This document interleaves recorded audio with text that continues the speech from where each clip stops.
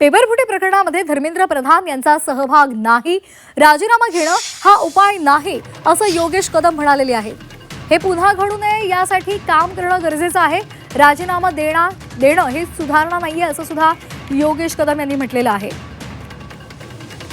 आता ज्या व्यक्तीला त्याच्याशी थेट संबंध नाहीये, जर का त्यांची इन्व्हॉल्वमेंट, जर का मंत्री महोदयांची इन्व्हॉल्वमेंट याच्यामध्ये थेट सापडली असती, चौकीमध्ये सापडलं असतं तर राजीनामा मागणं करायचीच योग्य होतं असं मला वाटतं। परंतु तरुणांचं जे नुकसान झालेलं आहे, अर्थातच हे नुकसान पुन्हा होऊ नये यासाठी ज्या उपाययोजना करायच्या त्या करणं आवश्यक आहे, त्याच्यावरती काम करणं आवश्यक आहे। हे पुन्हा घडू नये मला वाटतं ह्याच्यावरती काम करणं आवश्यक आहे। मला वाटतं सोनमजी वांचूक हे अतिशय थोर समाजसेवक आहेत, लडाख करता त्यांनी प्रचंड चांगलं काम केलेलं आहे। तर अशा वेळेस त्यांनी ह्यामध्ये काय सुधारणा आणल्या पाहिजेत ह्याची सूचना त्यांनी करावी ना।